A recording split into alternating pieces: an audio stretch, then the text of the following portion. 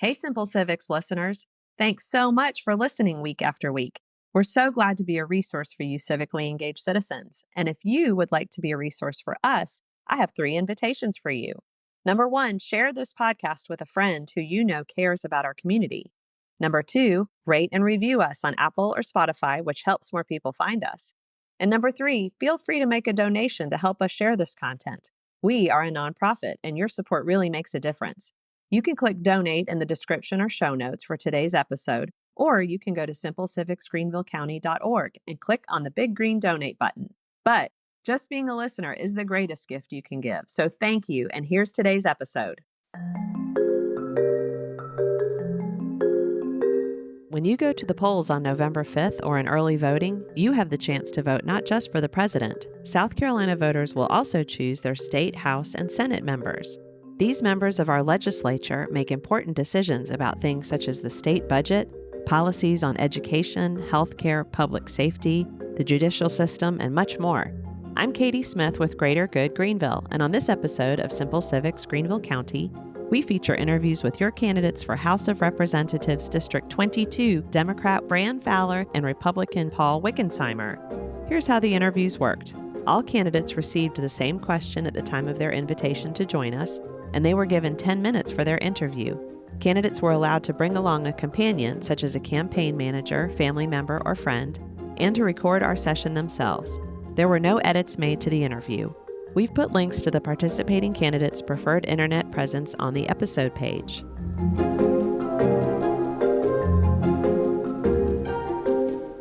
First up is Brann Fowler. Well, I'm pleased to be here with Brann Fowler, who is Democratic candidate for South Carolina House District 22. Thanks so much for joining us, Brann. Yeah, thanks for having me. Well, tell us about yourself and why you're running for office. So I grew up in a very small town down in the Low Country called Ridgeland, South Carolina. And one of the things you learn growing up in a place like that is that nobody makes it on their own. My mom, in addition to being a lawyer, also worked as a nurse part-time. And I remember she had a woman who came into the hospital with a sick child, and she was so scared that the child was sick because the woman had no food to feed her and had gone into the swamp and actually caught, killed, and cooked a turtle, which she fed to her child.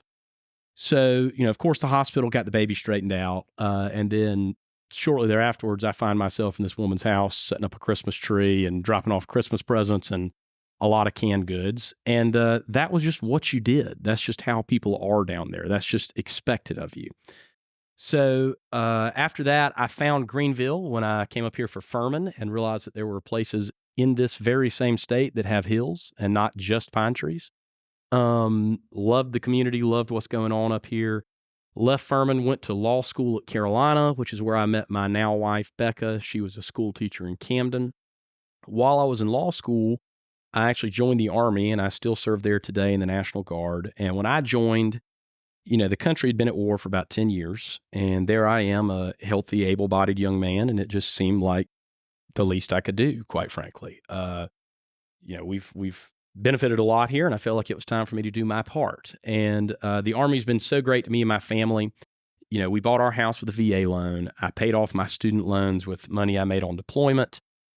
I'm going to the doctor tomorrow morning just for pure preventative health care, and I will pay $0 at that. My son's going to go to school on the GI Bill, and I understand that those are government programs that my family has benefited from. And were it not for that government investment in me and my family, we would not be where we are today.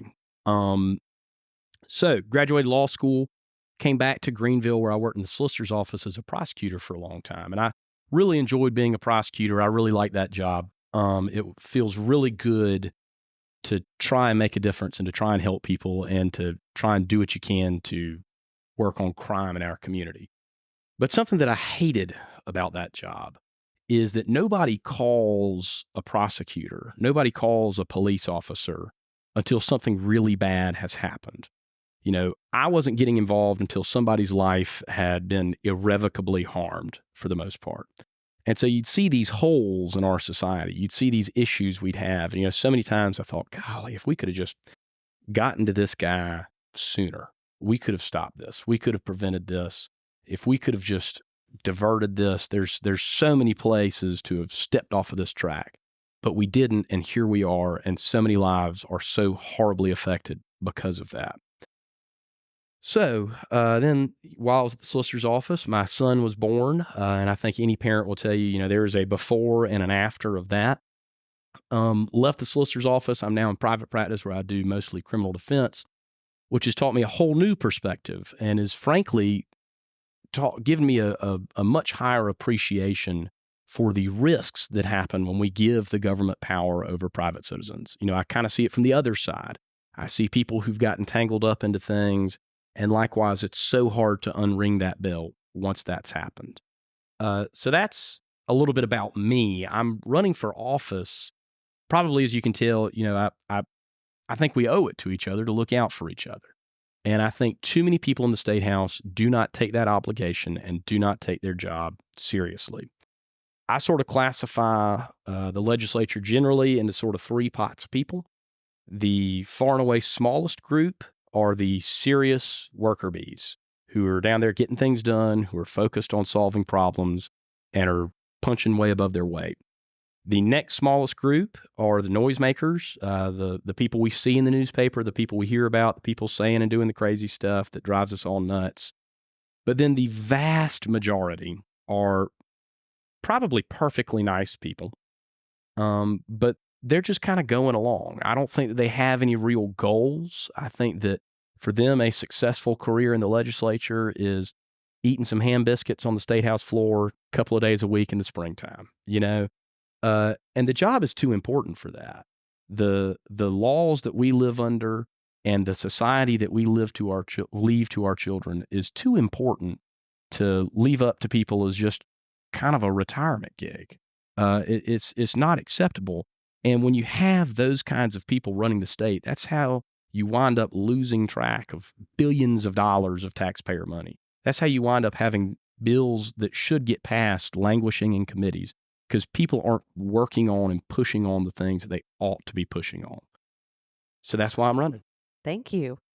What do you believe are the biggest issues facing your constituents, and what would you do about them if elected? So I'm sure that anybody in the district would tell you their biggest concern is going to be growth. I really don't want to call that an issue, and I definitely don't want to call it a problem. Having lived in places that are not growing, I can assure you we have the better alternative. You want to be in a place where people are moving, no doubt. That being said, we do have to manage this growth responsibly. We have to keep an eye on things. We have to be careful about how we do it because this really is a great community up here. Like I said, I'm not from here. My wife and I moved here without either of us having a job here because we wanted to be part of this community. And if we're not careful, if we don't manage this growth, we're going to lose what's special about Greenville. We're just going to be another Atlanta, another Charlotte, another nameless, megalopolis. But that being said, just the other day, it probably took me 20, 25 minutes to get from the downtown Publix to my house over in North Main. It's not even a mile and a half. And that is unacceptable. We can't make it like that. So we've got to make sure we make smart investments into our infrastructure. We've got to grow our infrastructure. And we have to really take a holistic approach to it where we'll take any solution that we can take. I tell people all the time, there's only so many lanes you can add to a road. We can't widen Church Street any wider before we're going to have to tear down Christ Church, okay? So something's got to give there. And to me, infrastructure means more than just roads and bridges. It means investing in the people who make our community work, whether that's police officers, teachers, public servants, the folks who show up every day whose job is to make sure that our lives are easier and that when we need something, it's there. You do that by investing in those people. You do that by paying those people well. You do that by treating them with respect. And if you do that, you're going to attract and retain the top tier talent, which is what we need if we're going to continue to be a top tier community. Thank you. What would you do in the first 30 days after being sworn in? So I guess the very first thing I'd do would probably be trying to figure out where my office is and what desk they want me to sit at. But no, something that I really truly believe is that we are more alike than we are different, that we have more in common than we do apart. And so I would really make it a point to meet and have a personal conversation with every member of the legislature, because we're so bad, I think, as a society about going into our little corners, and everybody lives in a bubble. And it is so easy to demonize people when you don't know them. And when you get to know each other, you learn that we really agree on more than we disagree on. And if we can keep that in mind, and if we can keep in mind that for the most part, we've all got the same destination. I really do believe that most people want the best. Now, we may have different ideas of how to get there. It's just like I tell people all the time, to get back to Ridgeland, I can either take 385 to 26 to I-95, or I can take 385 to 26 to 178 to Highway 21. And it's kind of 6 to 1, half a dozen another, which way is better. And there's arguments for both sides. And so if we can keep that in mind, I think we can really do great things in this state. So, thank you. We have a little bit more time. Is there anything else you'd like to share with listeners? One of the things that I really have taken to heart and that I've learned, and that the Army has taught me, is that you're only as fast as your slowest member. You're only as strong as your weakest member. And when we're all doing well, we're all doing well. And when some of us are doing poorly, we're all doing poorly. We're interconnected. We interact with each other every day. Whether or not you speak to somebody, you are interacting, you are a member of this community. And we owe it to each other to look out for each other and to try and make sure that everybody has the same opportunities and the same freedoms and the same benefits that me and my family have had. So that's something I take to heart. Well, thank you so much for joining us, and thank you so much for your willingness to serve. Yeah, thank you for having me. Next up is Paul Wickensimer. I'm so pleased to be joined by Paul Wickensimer, who's running for South Carolina House District 22. Paul, thanks so much for joining us today. Thanks, Katie. Appreciate the opportunity to be with you. Well, tell us about yourself and why you're running for office. Well, that's a good question. I retired last July, and I kind of thought that was it. I'm done.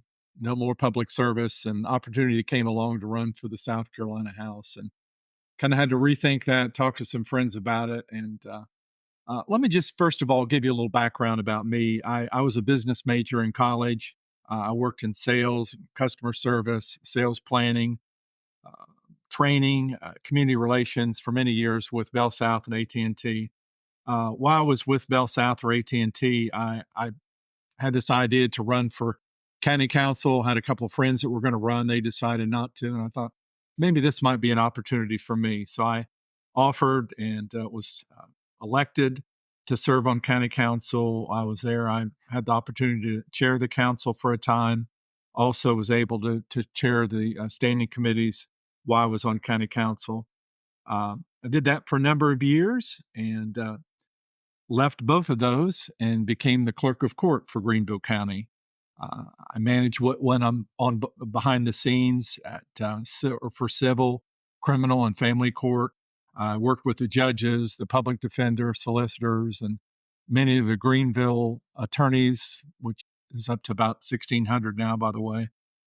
So I managed 2 offices and a staff of about 80 people, and really had a good opportunity in public service there for a number of years, and trying to implement technology and being a leader in the state when it came to the clerk of court business. So as I say, I decided to retire last year and thought I would just kind of take a break when this opportunity came along to run for the state house. I really I had to take a look at that because I really thoroughly enjoyed public service far more than I ever dreamed that I would. I enjoy helping people. I enjoy constituent service, that part of it too, finding solutions to issues that affect community and building relationships with others. That was something that really means a lot to me.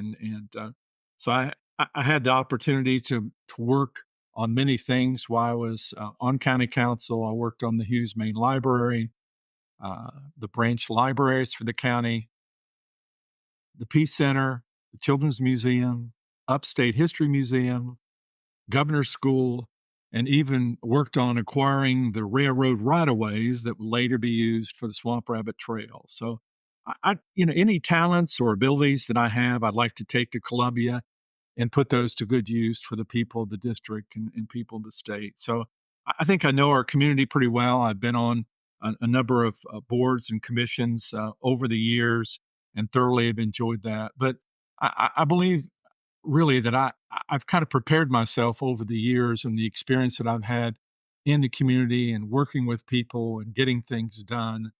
And I think this is something that would be useful in Columbia. And that's the whole reason I'm running. I'm not running for a title. I'm not running to use this as a stepping stone for some other office. I just feel like that there are so many issues that are out there, and perhaps I can take that experience that I've had on the local level and put it to good use in the State House in Columbia. I hope that I can check my ego at the door and that I can work with folks and be willing to let them think it's their idea if that's necessary. But there's just a lot of issues that come up in state government, and I really feel that this is something that I want to be a part of, and this is something that I sincerely feel like I can make a difference if given the opportunity. Thank you. What do you believe are the biggest issues facing your constituents, and what would you do about them if elected? Okay, there are many issues that are out there. Just a few are, I think, the road improvements. That's top on many minds. During the primary that we went through in June, I knocked on over 1,000 doors, and oftentimes that's what people would say. Well, Paul, what are you going to do about the roads? And that's something that I worked on when I was on county council to improve the roads and to increase the dollars that were spent on road improvements. And I feel like that's really one of the big things that we need to address in Columbia. Not only that, but the infrastructure needs as well that go along with it. There's the water and sewer issues, and even internet access. Those are things that people are wondering about across the state. But I think the big thing is too that to manage growth. We're experiencing a lot of growth not only in the upstate, Greenville County, but also across the state. We got to get our arms around that, figure out how we can deal with that growth, how we can plan for that growth and prepare for the future. But I think we need to set some priorities when it comes to the state budget. We're fortunate that without tax increases, our state budget, the dollars have increased that are coming in. We need to figure out how we can use those resources wisely.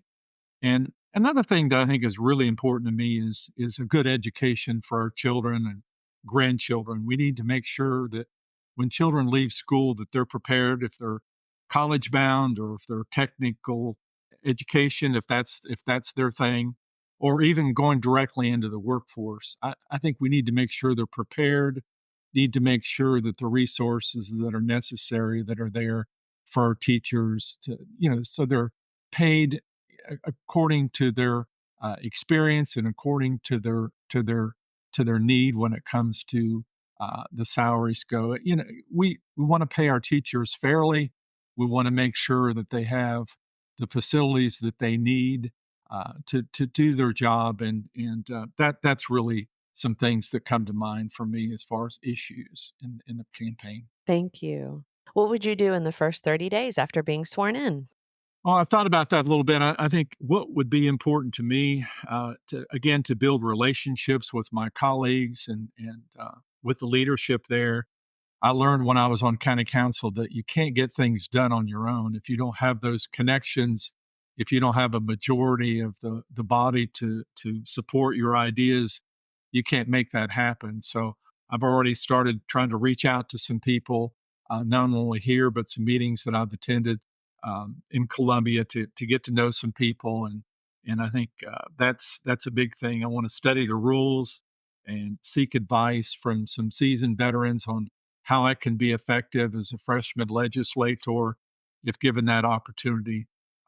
Read the pending legislation that's pre-filed to become familiar with that and be prepared when those issues come up.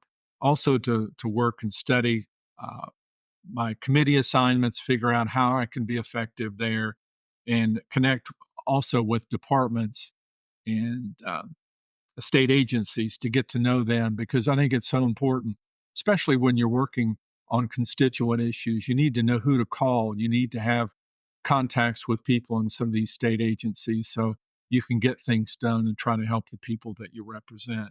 So also too, I'll stay in touch with local governments in our area, such as the city of Greenville, Simpsonville, Fountain Inn, Travelers Rest, Malden, and Greer, and so forth, as well as the school district and other government entities to see, how we can work together and team up to accomplish the goals, the common goals that we have in our state and in our community.